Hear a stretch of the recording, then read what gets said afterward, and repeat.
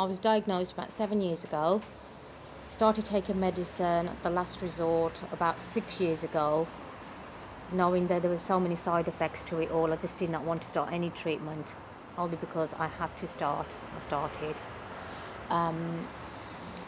I contracted it about, well, we don't really know when I got it, but I was in a serious relationship for 5 years with a gentleman. He initially come from Africa, but he had no idea he had it. It was like after a year, because of all these symptoms I was getting, I knew something was not right. And then when I heard the news, I was just like in denial, really, just in shock. Didn't know that, I've looked after myself so well and this could happen.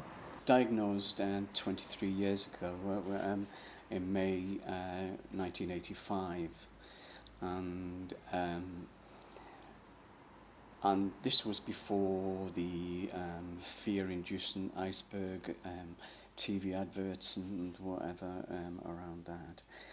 And information coming from the USA around gay men being infected by this particular disease. And I mean, this is before any treatments were available or anything like that. And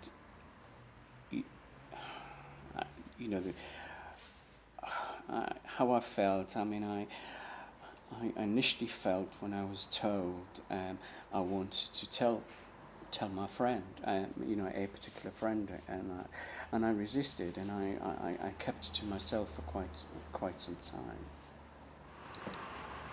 I was diagnosed HIV positive approximately 25 years ago while living in France. My initial thoughts on diagnosis were, how many months have I got to live? As I say, 25 years on, I'm still alive and kicking and in comparatively good health, thanks to improvements in medication. I believe that a healthy lifestyle, or fairly healthy lifestyle, has helped me. Also a positive attitude. I was like, I couldn't believe that was real. I just like, I need to go for another test to make it clear. So I was thinking, how will I manage? I've got HIV, but I couldn't believe, or I couldn't put it in perspective that I've got HIV. So I thought I'll just say I'll go home and sit and relax. Then at the end of that, I said the only thing that is I can do now for me to be strong, since I go to church and I believe in God, I said I just need to pray first, so that I'll see the vision, that I'll get the vision that what am I going to do about my life.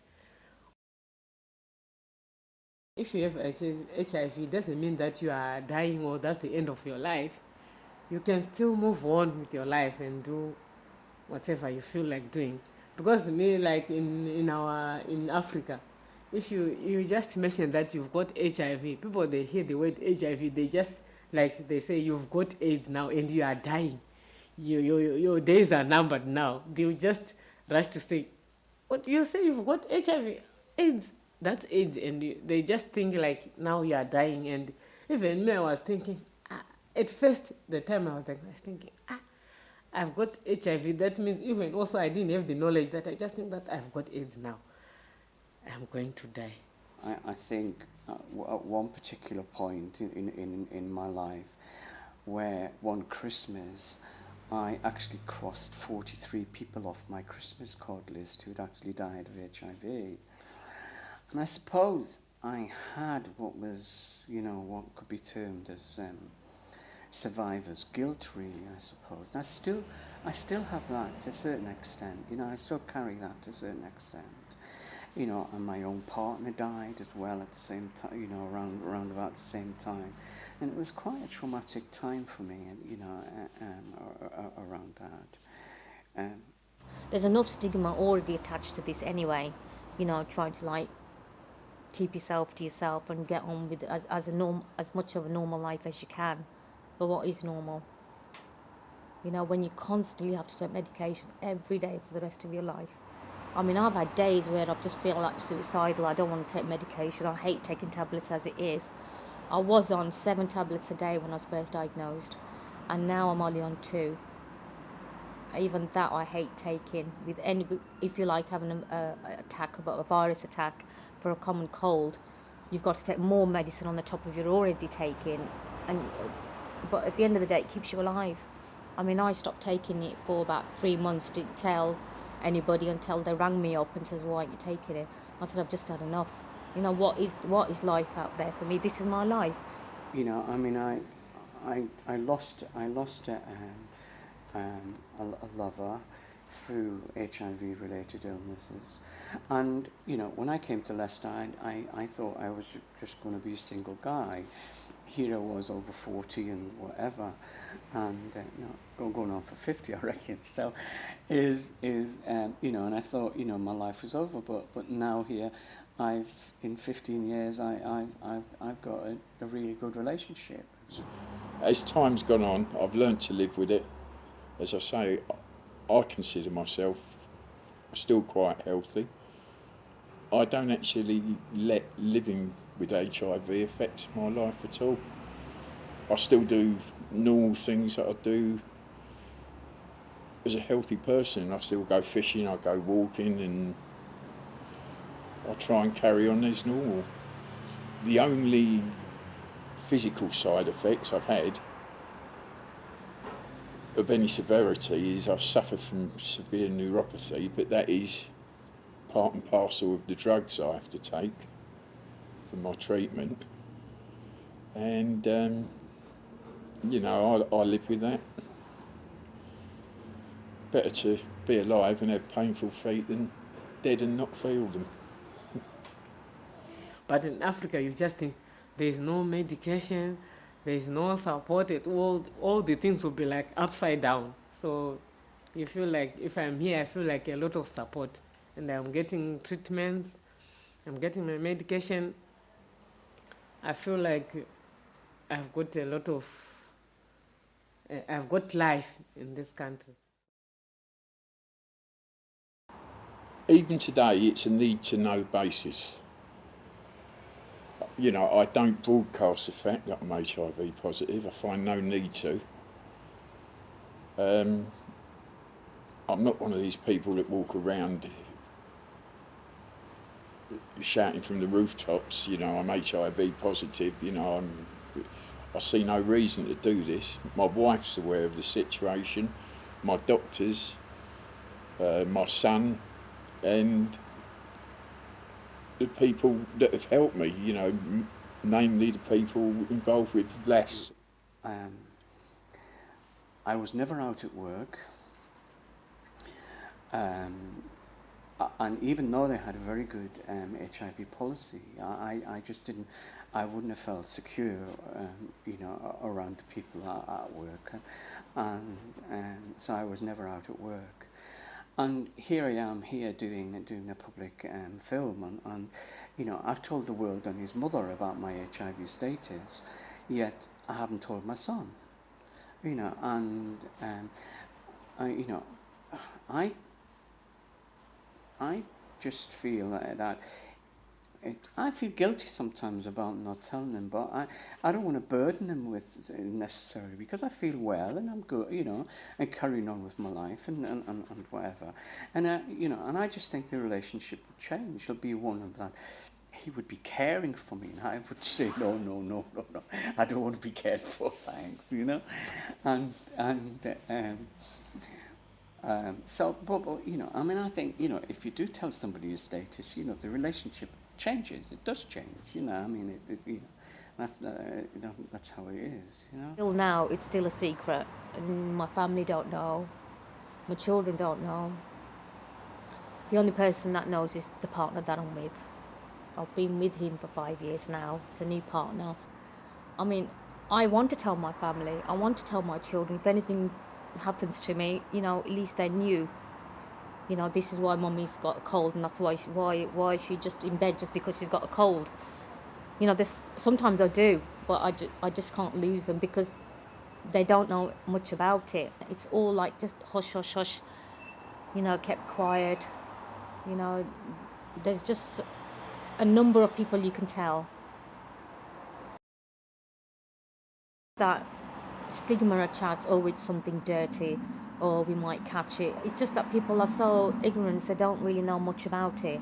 I mean, coming to places like this, where you've got a centre to go to and you can discuss it with other people, I think more of that should be out in the open. I could give you instances where I've I've been shunned.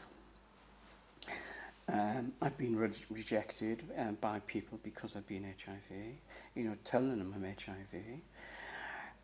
I've been spat at. I've also had my jaw broken. And that's because I wouldn't have sex with somebody because I didn't have a condom on. And, if I had said I was HIV or whatever, God knows what the hell it would be like, I would say attitudes have changed with people with an education. People, and I don't mean this in a derogatory sense, but people of let's say a lower education standard, I wouldn't say the attitude has changed, no. I know it's a sorry thing to say, but I don't think there's enough education to the general public. One of these things, it depends with the person that you are talking to. Because some of the people that you think, that you see the situation, like you talk eye to eye, and the character of the person. Because some people, if they tell them, they react in a bit, but so you can't even come open to any other person that you are HIV. It depends who you are approaching and whom you are talking to. Most of the people that I just approach, they give a lot of support. They don't discriminate. They don't maybe underrate. They just like, especially my partner who he's also back in Africa. And, 23 years on, it sometimes still doesn't get better, It's like there are still issues around, of stigma and prejudice and stuff like that. And I think here, 23 years on, we're still in an awareness-raising stage, I just think that's bizarre. It's not the end of the world. Think people who are come to centres, that people that know about HIV more, and you feel in yourself, the better it is for you. Your immune system builds up. The weaker you are, your immune system goes down. So just be positive, really, and take your medication. I hope, to a certain extent, I'm a model of still life with HIV, really, I suppose. And with the current treatments, there's even better life with HIV, I think. So. What I would like to put across to people that are newly diagnosed HIV positive is don't treat it as a death sentence. Carry on with your life. My advice is they have to think that they've got life and they've got to move on with their life. They've got to plan their things normally, to keep on taking their medication. Because if you don't take their medication, they'll be feeling poorly, sick, and their CD4 count will always be low. So it needs to be high. So they need to focus on taking the medication. I'm going to be on medication for the rest of my life unless there is a cure. I mean, you do hear lots of things, that there is hope out there, and that's all you can live in, hope. I just want to be settled, find a nice partner and just be settled and be contented. And the future is live healthily, really, and be happy in yourself, and just think that it's not a death sentence. Well, here I'm a retired man. I didn't even think I'd even reach retirement or whatever like that. And I feel very optimistic about the future, and And, you know, I can see me just having AIDS-related illnesses rather than HIV-related illnesses. There is life after HIV, you know. The thing that holds in my future is like to be just a caring mother for my children.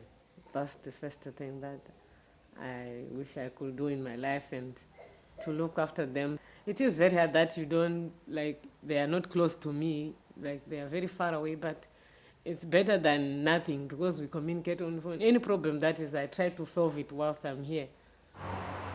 As I say, I'm a 60-year-old man now, and when I was a teenager, my lifestyle, I always said if I reached 50, I thought I'd be doing well.